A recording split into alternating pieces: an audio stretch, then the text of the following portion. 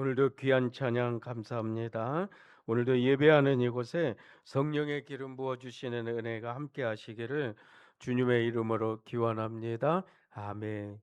우리가 지난 2주 전에 제가 설교하면서 교회를 교회되게 하는 것은 기도다라고 했습니다. 교회를 시작하는 것이 기도다. 이 말씀을 전했습니다. 여러분 기억하십니까? 그 예수님의 승천을 목격한 제자들이 감람산에서 내려와서 마가의 다락방이라는 곳에 120명 정도가 모여서 기도를 하기 시작을 했습니다. 그들이 처음 기도를 시작할 때는 자신들의 기도 모임이 역사상 얼마나 위대한 시작이 될지는 전혀 모르고 기도를 시작한 거예요.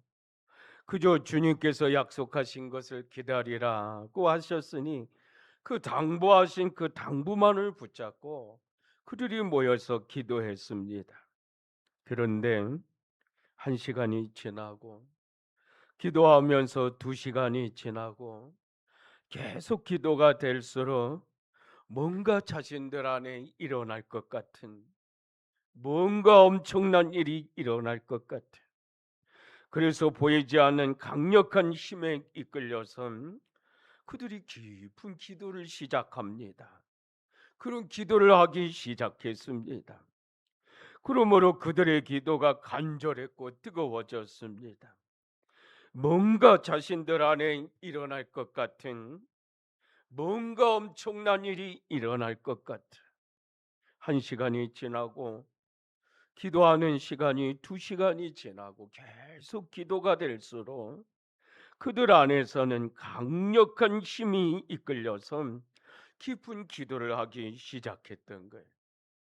여러분, 마치 달리기 선수가 출발선 앞에 있는 것처럼 그 준비 땅 하면 바로 튀어나갈 것 같은, 뭔가 이루어질 것 같은, 뭔지 모르지만 대단한 일이 일어날 것 같은 그 영적인 분위기에 이끌려서 그들이 기도를 하기 시작을 했습니다. 이런 걸 사자성어로 하면 뭐라고 합니까? 저는 개봉박두라고 생각을 합니다. 뭔가 땡 하면 시작이 되는 거예요. 그러므로 기도하면 기도할수록 기대가 되고 뭔가 금방 이루어질 것 같은 그런 분위기입니다. 금방 뭔가 될 것 같은 분위기입니다. 그런데 이런 상황 중에서 한 사람 베드로가 벌떡 일어났습니다. 그리고 느닷없이 가룟 유다의 그 배반 사건을 꺼내기 시작을 합니다. 그런데 여러분, 지금 가룟 유다의 사건은 그들 공동체에서는 금기입니다. 금기 사건이었습니다. 그리고 서로 말하기를 꺼려했던 사건이고 부담스러운 이런 사건이었습니다.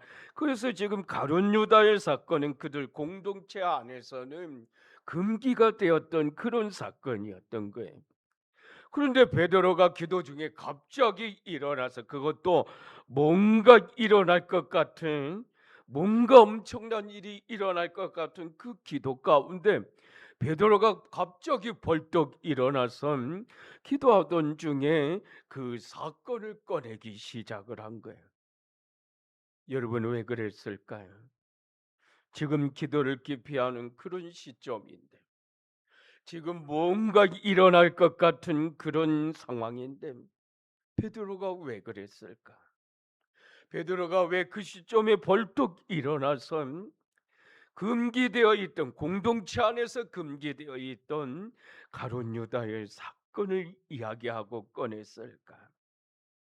우리가 생각하기에는 가룟 유다가 배반하고 목숨을 끊었기 때문에, 그 가룟 유다의 자리가 비어 있었기 때문에 그 자리를 채우기 위해서 베드로가 그런 것이 아닐까라고 생각을 합니다. 그럴 수 있습니다. 여러분, 하나가 없으니 보충해서 채울 수 있습니다. 그런데 단순히 상징적인 숫자로 이 10이라는 숫자를 채우기 위해서 베드로가 그랬더라면 나중에 할 수도 있었을 텐데, 나중에 채울 수 있지 않겠습니까? 기도가 끝난 후에 그때에도 문제가 되는 건 아닐 텐데 그때에도 되지 않겠습니까? 그런데 지금 기도가 한참인데 뭔가 강력한 힘에 끌려서 계속 기도하는 그 시간인데 그 시점에 기도를 중단하고 일어나서 왜 그렇게 했느냐? 왜 하필 이 시점에서 그런 보궐선거 같은 그런 걸 해야 했느냐라는 것입니다. 그런데 여러분이 베드로의 행위는요, 굉장히 중요한 의미가 있습니다. 성령이 임하시기 전에, 교회가 시작되기 전에 가룟 유다의 그 사건을 공동체 안에서 처리하고 싶었던 게 아니 처리해야 했던 것입니다. 그래서 베드로는 자신이 망가질지라도 기도하는 중에 벌떡 일어나서 금기되었던 그 사건을 꺼내야 되니 자신이 망가질지라도 베드로는 그 문제를 위해서 벌떡 일어나서 이야기했던 것입니다. 그런데 여러분 생각해 보시기 바랍니다. 저는 지금 그 자리에 다락방에 모인 사람들을 생각해 봤습니다. 여러분 가룟 유다만 예수님을 배반했을까요? 가룟 유다만 예수님을 배반한 건 아니지 않습니까? 베드로도 3번씩이나 예수님을 부인했고 그 자리에 있던 다른 사람들도 다 그랬습니다. 예수님이 고난 받으실 때 자기 목숨 살겠다고 그 자리에 있던 제자들이 다 뿔뿔이 흩어졌던 그 사람들입니다. 그러니 서로 얼굴 바라볼 때 어떻겠습니까? 얼마나 불편했겠습니까? 아니 서로 불신의 감정도 있었을 거고 어떤 사람은 그래도 자기는 괜찮을 거라고 하면서 비판하는 사람도 있었을 거고 비교하는 사람도 있었을 거고 그렇게 생각하는 사람들도 있었을 겁니다.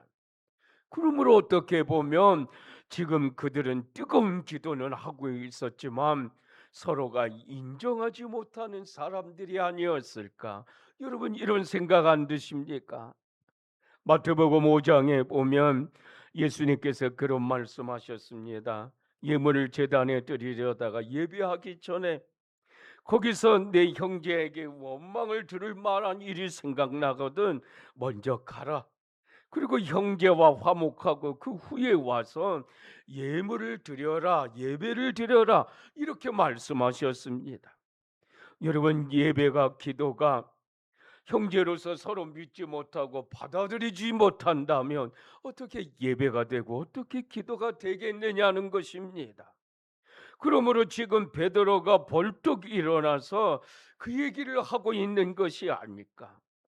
여러분 지금 베드로는 이어서 말하는데 우리만 사도가 아니다. 우리만 12명의 사도가 아니다. 누구든지 12명의 자리에 들어올 수가 있다. 누구든지 12사도가 될 수 있다. 그러므로 너희들 중에 누구라도 이 빈자리에 들어올 수 있다고 그걸 선언하고 있는 것입니다.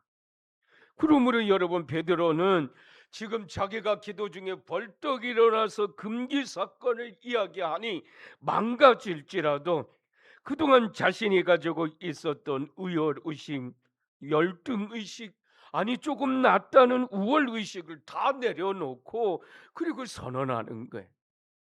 예수님이 자신을 직접 불러서 12사도로 택하셨다는 그 우월의식을 내려놓는 거예요. 그러므로 우리 중에 누구든지 12사도가 될 수 있다. 우리 중에 누구든지 12사도가 들어올 수 있다. 그걸 선언하는 거예요. 여러분 이렇게 진정성 있는 고백을 하는 베드로는 자기만이 사도가 아니라고 합니다. 나만이 사도가 될 수 있는 존재가 아니다. 너희들 중에서도 얼마든지 사도가 될 수 있다. 그것을 선언하고 있습니다. 그러므로 여러분 12사도라는 것이 어떤 절대적인 거 아니다. 영원한 존재도 아니다. 영원한 지위가 아니라는 걸 이걸 베드로가 벌떡 일어나서 말하는 거예요. 얼마든지 우리 중에서 세울 수 있고 얼마든지 우리 중에서 채울 수 있지 않느냐. 12명 못지않는 사람들이 이 중에 있다는 거 그거 베드로가 일어나서 선언하고 있는 것입니다.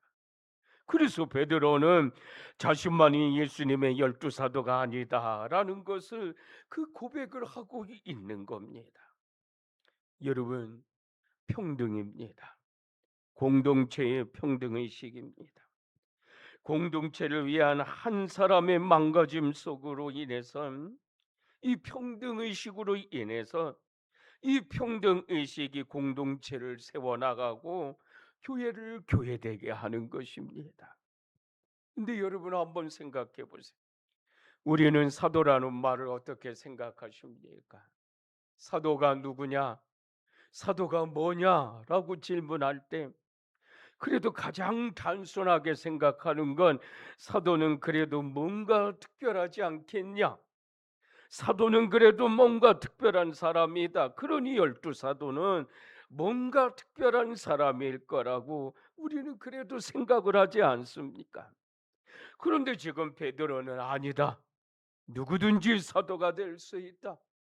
우리 중에 누구든지 예수님의 12사도가 될 수 있다라고, 그리고 자신을 내려놓는 거예요. 여러분 한번 말씀 볼까요? 사도행전 1장 22절 말씀입니다.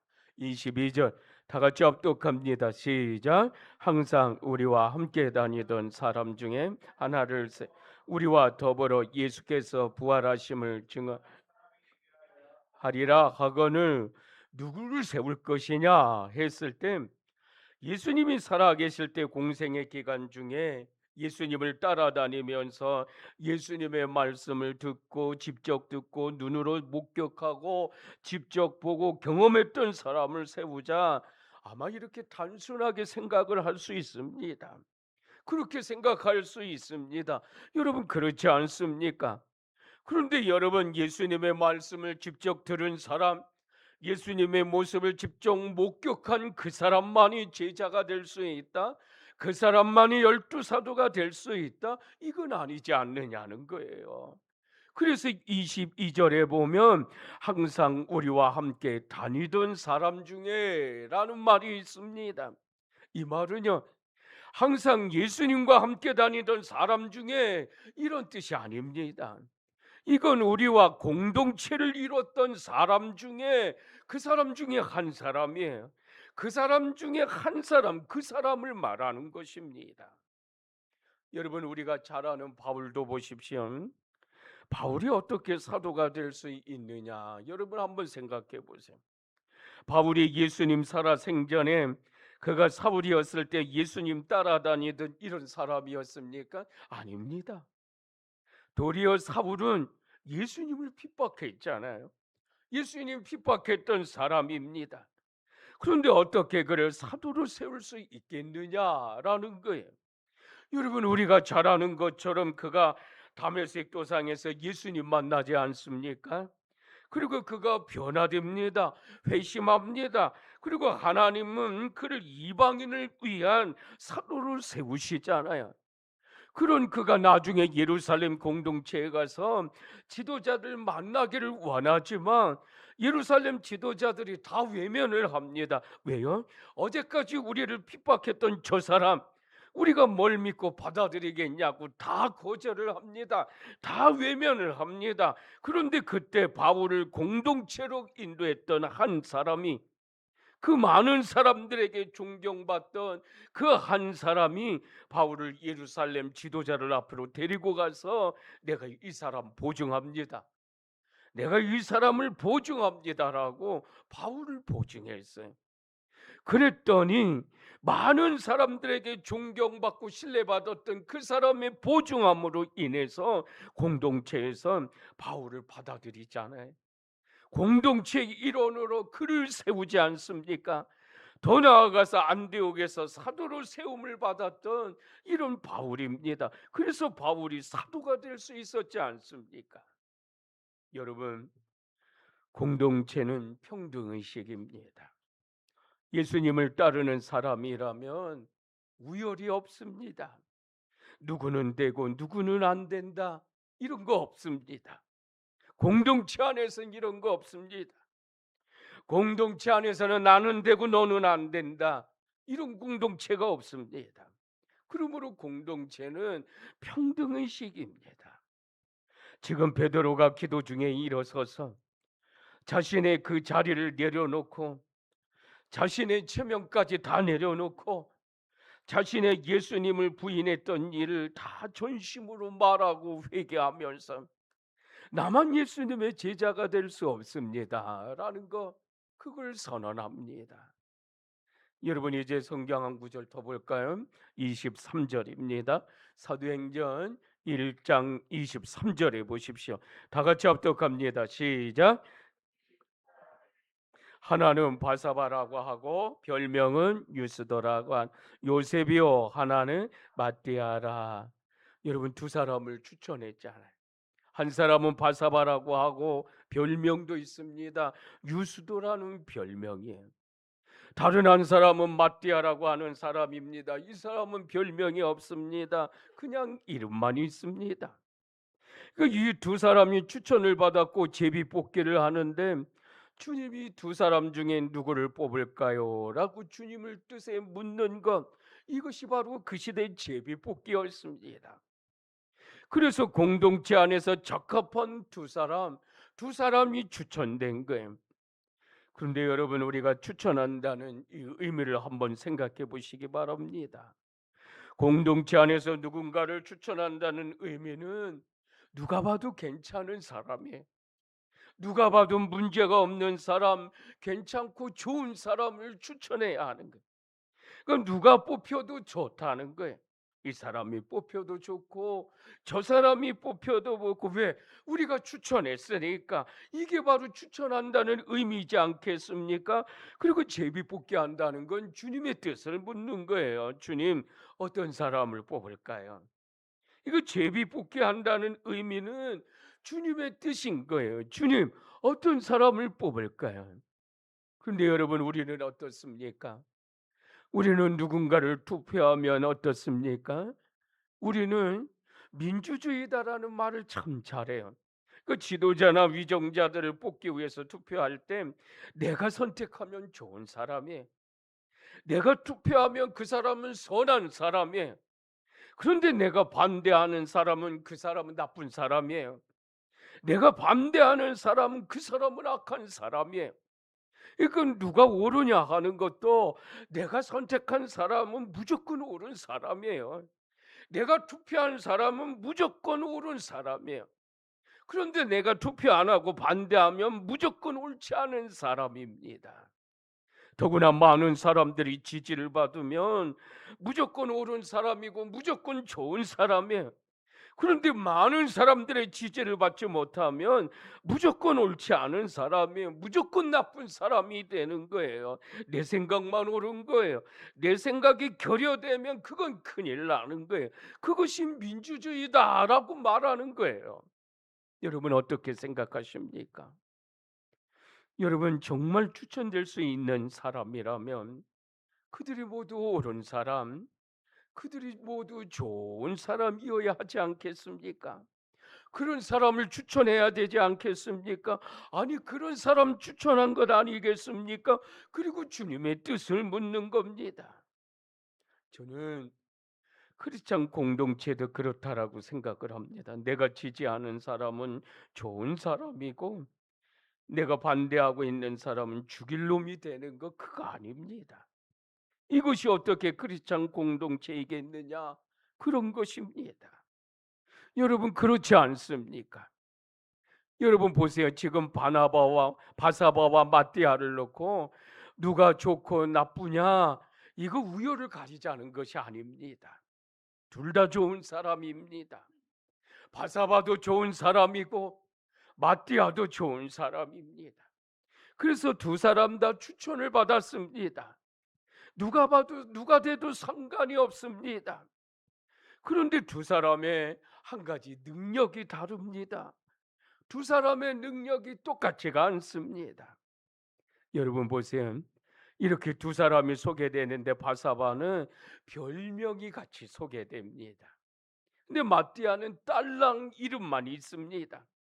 이 바사바의 별명 유스도라라고 붙여졌는데 이 별명은 헬라어로 어떤 뜻이 있느냐? 의로운 사람이다라는 뜻이 있습니다. 많은 사람들이 그 사람을 보고 저 사람 의로운 사람이지 않느냐 인정하고 별명을 붙여준 거예요. 그러니까 바사바는 그 사람은 별명 유수도다, 의로운 사람이다, 별명이 같이 따라다니는 거예요. 그러니 뽑으나 많아지 않습니까? 제비뽑기 하나 많아지 않습니까? 당연히 누가 되느냐? 바사바가 되지 않겠습니까? 왜? 별명까지 의로운 사람이니까. 많은 사람들이 의로운 사람이라고 인정한 사람이 되는 거, 그것이 당연하지 않겠습니까? 그런데 제비뽑기를 딱 했는데 누가 됐습니까? 바사바가 낙선이 되고요, 마띠아가 당선이 됐습니다. 그러니 바사바가 얼마나 서운했을까? 얼마나 서운하겠습니까? 당연히 될 줄 알았는데, 더구나 사람들이 자기를 의로운 사람이라고 별명까지 붙여주고, 그러니 이건 100% 자기가 되는 일인데, 그런데 낙선이 된 거예요. 결과를 열어보니 상대가 돼 버렸어요. 자기는 낙선이 됐어요. 자기는 망가져 버렸던 거예요. 그러나 얼마나 서운하고 얼마나 속상했겠습니까? 내가 낙선이 된 거예요. 당연히 내가 100%될 줄 알았는데, 당연히 사람들이 나를 지지하고 인정하고 신뢰하고 별명까지 의로운 사람이라고 나한테 붙여줬는데, 그런데 투표해 보니까 나는 낙선이 되고 나는 망가져 버렸습니다. 그런데요, 성경에 보니까 바사바는 깨끗이 승복을 합니다. 왜 그랬는가 하면 자신이 망가진 것을 두려워하지 않았다는 거예요. 왜요? 이미 앞전에 베드로가 그랬으니까. 이거였습니다. 아, 이거였구나. 이미 베드로가 기도 중에 일어나서 망가졌었구나. 자기만 특별한 사도라고 하지 않았던 베드로, 그러면서 자기의 체면 자존심을 다 내려놓고 망가졌던 그 베드로가 이미 망가졌었구나. 스스로 권위 있는 자리에서 내려와서 기꺼이 망가졌었구나. 그가 베드로가 그렇게 했었구나. 그러니까 이미 그런 분위기가 만들어져 있었던 거예요. 그러니까 바사바는 서운했을지라도 속상했을지라도 깨끗이 승복을 한 거예요. 여러분, 망가진다는 건, 일반적으로 자존심이 있는 사람들은 어떻게 생각합니까? 망가지는 것 엄청 싫어합니다. 저도 싫어합니다. 아니, 두려워합니다. 이 망가진다는 것, 자신이 망가진다는 거 얼마나 두렵고 싫습니까? 여러분, 우리가 그렇지 않습니까? 저는 오늘 설교를 준비하면서 몇 주 전에 제가 친구를 만나러 도시에 나갔는데, 그 친구가 갑자기 저한테 칼럼을 하나 보여주면서 "너 목사니까 한번 읽어봐." 그리고 갔어요. 그 칼럼을 쭉 보니까 저에게 가슴이 다가와서 부딪혔던 그 기억이 있어서, 오늘 저는 말씀을 마치기 전에 그 칼럼을 여러분들한테 잠깐 얘기를 드리려고 합니다. 어느 여인이 남편을 일찍이 하늘나라로 보내고 이 분식집을 하면서 딸 하나를 키우고 있었다는 거예요. 근데 넉넉하지 않은 살림인데도 그 딸이 고등학교 다니면서 그림 그리고 싶다고 해서 이 여인이, 그 엄마가 어렵게 미술 학원을 보냈다는 거예요. 그런데 어느 날 비가 많이 왔습니다. 당연히 미술 학원에서 딸이 돌아올 시간이 지났는데도 이 딸이 돌아오지 않으니까 엄마는 분식 음식을 만들다 말고 급하게 우산 하나를 가지고 미술 학원으로 달려갔습니다. 그냥 그 모습으로, 그냥 우산 하나 가지고 내 딸 비 맞으면 안 된다 생각하고 미술 학원으로 뛰어간 거야. 그리고 나서 미술 학원에 엄마가 도착해서 자기 모습을 보니까 음식 만들다가 왔습니다. 분식을 만들다가 왔습니다. 그 옷도 갈아입지 않고 그냥 딸만 생각하고 달려와서 음식물이 여기저기 묻어 있어서 남노합니다. 더구나 딸이 고등학생인지라 한참 감수성이 예민하고 딸의 친구들이 볼까 봐 이 엄마가 안절부절합니다. 걱정을 합니다. 고민을 합니다. 그리고 엄마가 미술학원 앞에서 갈등을 합니다. 들어갈까 말까. 이 우산을 줘야 되는데, 내 딸한테 우산을 줘야 되는데 내 모습이 너무 초라하니까, 내 모습이 너무 남루하니까 들어갈까 말까 고민하다가 미술학원 3층의 유리창으로 딸아이가 자기를 내려다보고 있는 것을 딱 눈이 마주쳤습니다. 엄마는 밑에서 반가워서 손을 흔들었습니다. 근데 딸아이가 꼼짝도 하지 않고 바라만 보고 있더라는 거예요. 그래서 엄마는 딸아이가 싫어하는구나, 내 딸아이가 내 모습이 싫어하는구나 생각하고 그 3층 미술학원으로 올라가는 문 앞에 우산만 놓고 그냥 돌아왔다고 합니다. 한 달이 지났습니다. 한 달 후에 학원에서 연락이 왔습니다. 미술학원 발표 후에 딸아이의 그림이 뽑혀서 전시되었으니까 엄마가 꼭 와서 보라는 거예요. 꼭 와야 된다는 거예요. 어떤 일이 있어도 오라는 연락입니다. 이 엄마가 이번에는 단단히 결심을 합니다. 이쁘게 화장도 합니다. 화려하게 옷도 입습니다. 그리고 내 딸아이 체면 세워주려고 화려하게 꾸미고 나서 딸아이 미술학원에 가서 딸아이의 그림을 딱 보는 순간에 엄마가 호흡이 멎는 줄 알았습니다. 숨이 끊어지는 줄 알았습니다. 왜요? 딸아이가 그린 그 그림이 뽑혀서 딱 붙어 있는데 그 그림 속에 자신이 있더라는 거예요. 이 엄마의 모습이 있더라는 거예요. 자신이 비를 맞고 있는 모습이 그대로 그려져 있더라는 거예요. 그 그림이 걸려 있더라는 거예요. 그리고 딸아이가 그 그림에 제목을 붙여놨는데 세상에서 가장 아름다운 엄마 이렇게 써놨습니다. 딸아이가 그 자신의 남루한 모습을 보고 그림을 그려서 그 그림이 딱 붙어서 뽑혀서 붙어 있는데 그 그림의 제목을 이 감수성이 예민한 고등학생 딸아이가 세상에서 가장 아름다운 엄마 이렇게 적어 놓았습니다. 그랬구나. 딸아이는 한 달 전날 그날 비 오는 날에 우산을 갖고 달려온 엄마를 보고 달려오지 못했던 건 엄마를 보고 그림 그리느냐고, 세상에서 가장 아름다운 이 엄마의 모습을 그림으로 그리느냐고, 그 엄마 보고 달려오지 못했구나 엄마가 알았던 거예요.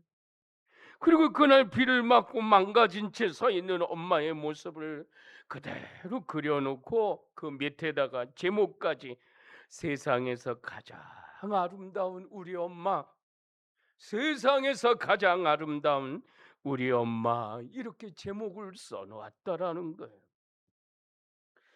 여러분, 저는 이 칼럼을 보고서 이 다음에 예수님을 향한 우리의 자랑이 뭘까라는 생각이 들었습니다. 우리가 자랑하는 예수님의 모습은 십자가의 모습이잖아요. 우리가 생각하고 우리가 자랑하는 예수님의 모습은 당연히 십자가입니다. 당연히 십자가에서 달려 돌아가신 예수님의 모습입니다. 당연히 십자가에서 망가진 예수님의 모습입니다. 그러면 여러분, 나는 예수님 앞에서 내 자랑이 뭘까? 이 세상에서 내가 화려하게 살았던 모습, 그 모습이 내가 예수님 앞에서 자랑일까? 우리는 예수님 앞에서 어떤 것이 자랑일까? 예수님의 모습, 우리가 사랑하는 예수님의 자랑하는 모습은 십자가에서 망가진 예수님의 모습인데, 나는 예수님 앞에서 나의 자랑은 어떤 모습일까?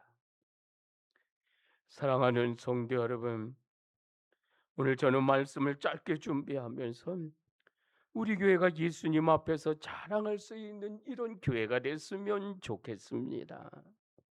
오늘 우리가 오늘 내가 예수님 앞에서 자랑할 수 있는 목사가 됐으면 좋겠어요.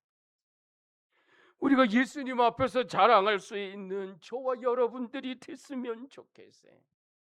오늘 사랑하는 성도 여러분, 예수님 앞에서 자랑할 수 있는 우리 교회가 되기를 주님의 이름으로 축원합니다. 예수님 앞에서 자랑할 수 있는 저와 여러분들의 믿음의 모습이 되기를 주님의 이름으로 축원합니다. 축원합니다. 아멘. 이 시간 우리 이 마음 가지고 찬양하겠습니다.